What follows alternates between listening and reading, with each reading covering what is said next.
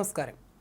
കോട്ടയം ഗാന്ധിനഗർ സർക്കാർ നഴ്സിംഗ് കോളേജിൽ റാഗിംഗ് നടന്ന സംഭവത്തിൽ കോളേജ് പ്രിൻസിപ്പാളിനെയും അസിസ്റ്റന്റ് പ്രൊഫസറെയും സസ്പെൻഡ് ചെയ്തു.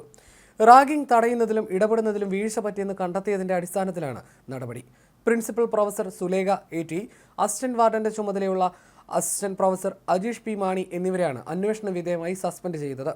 ഹൗസ് കീപ്പർ കം സെക്യൂരിറ്റിയെ അടിയന്തരമായി നീക്കം ചെയ്യാനും നിർദ്ദേശം നൽകിയിട്ടുണ്ട്. ആരോഗ്യവകുപ്പ് മന്ത്രി വീണ ജോർജിന്റെ നിർദ്ദേശത്തെ തുടർന്ന് മെഡിക്കൽ വിദ്യാഭ്യാസ വകുപ്പ് ഡയറക്ടർ നടത്തിയ അന്വേഷണത്തെ തുടർന്നാണ് നടപടി. റാഗിങ്ങിന് കാരണം പിറന്നാൾ ആഘോഷത്തിന് പണം നൽകാതിരുന്നതിനാലാണെന്ന് പരാതിക്കാരൻ മൊഴി നൽകിയിട്ടുണ്ട്. ഡിസംബർ 13-ന് ചിത്രീകരിച്ച ദൃശ്യങ്ങളാണ് പുറത്തു വന്നതെന്ന് അന്വേഷണ സംഘം വ്യക്തമാക്കിയിട്ടുണ്ട്.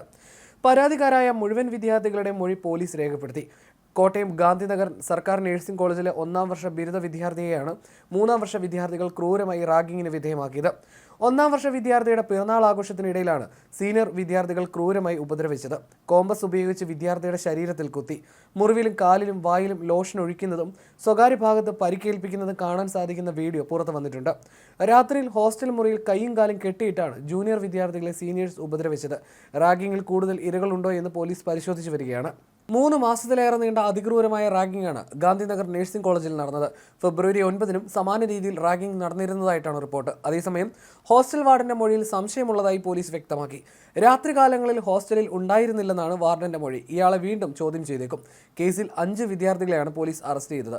ഗാന്ധിനഗർ നഴ്സിംഗ് കോളേജിലെ 2, 3 വർഷ വിദ്യാർത്ഥികളായ സാമുൽ ജോൺസൺ, ജീവ NS, KP Rahul Raj, C Rijiljith, Vivek NP എന്നിവരെയാണ് സംഭവത്തിൽ അറസ്റ്റ് ചെയ്തിരിക്കുന്നത്. റാഗിംഗ് നിരോധന നിയമപ്രകാരവും ഭാരതീയ ന്യായ സംഹിത 118, 308, 350 എന്നീ വകുപ്പുകൾ പ്രകാരവുമാണ് പ്രതികൾക്കെതിരെ കേസെടുത്തിരിക്കുന്നത്. ആവശ്യമെങ്കിൽ പ്രതികൾക്കെതിരെ കൂടുതൽ വകുപ്പുകളും ചുമത്തും. കേസെടുത്തതിന് പിന്നാലെ വിദ്യാർത്ഥികളെ കോളേജിൽ നിന്ന് സസ്പെൻഡ് ചെയ്തിരുന്നു. പുറത്തുവന്ന ദൃശ്യങ്ങളുടെ പരിശോധനയ്ക്കായി പോലീസ് സൈബർ സെല്ലിന്റെ സഹായം തേടും. പ്രതികളുടെ ഫോണിൽ മറ്റെന്തെങ്കിലും ദൃശ്യങ്ങളുണ്ടോ എന്നറിയുന്നതിനായി മൊബൈൽ ഫോണുകൾ ശാസ്ത്രീയ പരിശോധനയ്ക്ക് അയച്ചിട്ടുണ്ട്. നിലവിൽ റിമാൻഡിലുള്ള പ്രതികളെ പോലീസ് ഉടൻ കസ്റ്റഡിയിൽ വാങ്ങില്ലെന്നാണ് വിവരം. വിശദമായ അന്വേഷണത്തിന് ശേഷമായിരിക്കും കസ്റ്റഡി അപേക്ഷ നൽകുന്നത്. സീനിയർ വിദ്യാർത്ഥികളുടെ ഭീഷണി ഭയന്നാണ് പീഡന വിവരം ആരും പുറത്തു പറയാതിരുന്നത്. എതിർക്കുന്നവരെ ഈ ദൃശ്യങ്ങൾ കാണിച്ച് പേടിപ്പിച്ചു. വിദ്യാർത്ഥികളിൽ നിന്നും മൊഴിയെടുത്ത പോലീസ് കോളേജ് പ്രിൻസിപ്പലിൽ നിന്നും കൂടുതൽ വിവരങ്ങൾ തേടിയിരുന്നു. നിലവിൽ കേസെടുത്തിരിക്കുന്നത് റാഗിംഗ് നിരോധന നിയമപ്രകാരമാണ്. ആരെയും റാഗ് ചെയ്യില്ലെന്നും ചെയ്താൽ നിയമം അനുശാസിക്കുന്ന ശിക്ഷ ഏറ്റുവാങ്ങാമെന്നും രേഖപ്പെടുത്തിയ ബോണ്ടിൽ ഒപ്പുവെച്ച് പ്രവേശനം നേടിയവരാണ് റാഗിംഗ് കേസിൽ അറസ്റ്റിലായവർ. 2009-ലെ UGC റാഗിംഗ് റെഗുലേഷൻ അനുസരിച്ചുള്ളതാണ് ഈ ബോണ്ട്. സ്ത്രീധനം വാങ്ങില്ലെന്നും ഇവർ എഴുതി കൊടുത്തിട്ടുണ്ട്.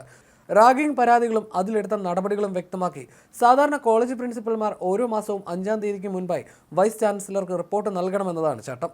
90 ദിവസമായി ക്രൂരമായി പീഡിപ്പിച്ചിട്ടും വിവരം പുറത്തു പറയാതിരുന്നത് എന്തെന്ന പോലീസിന്റെ ചോദ്യത്തിന് പുറത്തറിഞ്ഞാൽ തട്ടിക്കളയുമെന്ന പ്രതികളുടെ ഭീഷണി ഭയന്നാണെന്നായിരുന്നു നഴ്സിംഗ് വിദ്യാർത്ഥികൾ പോലീസിനോട് പറഞ്ഞത്. വീട്ടിൽ പോലും പറയാൻ ധൈര്യമില്ലായിരുന്നു. ശനിയാഴ്ചകൾ വരുമ്പോൾ ജൂനിയർ വിദ്യാർത്ഥികൾക്ക് പേടി തുടങ്ങും. മദ്യപിക്കാൻ പണം നൽകാൻ കഴിഞ്ഞില്ലെങ്കിൽ സീനിയേഴ്സിന്റെ ക്രൂര പീഡനം അനുഭവിക്കേണ്ടി വരും. റൂമിലേക്ക് കയറി വന്ന് കവിള താഞ്ഞടിക്കും. സഹിച്ച് അനങ്ങാതിരിക്കണം. രാത്രി 11 മണി മുതലാണ് റാഗിംഗ് ആരംഭിക്കുക. കരഞ്ഞാൽ വായിലേക്ക് ഫേസ് ക്രീം ഒഴിക്കും. റാഗിംഗ് സംബന്ധിച്ച് കേസ് രജിസ്റ്റർ ചെയ്യപ്പെട്ടതോടെയാണ് കൂടുതൽ വിവരങ്ങൾ വീട്ടുകാരോടും പോലീസിനോടും പറയാൻ വിദ്യാർത്ഥികൾക്ക് ധൈര്യമുണ്ടായത്.